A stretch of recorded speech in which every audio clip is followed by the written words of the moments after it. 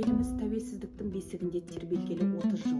30 жыл ішінде Қазақстан етек-жеңін жиып, шекарасын бекітіп, өз алдына дербес зайырлы мемлекет болды. Бұл атадан келе жатқан ұлы жеңістің жемісі деп білеміз.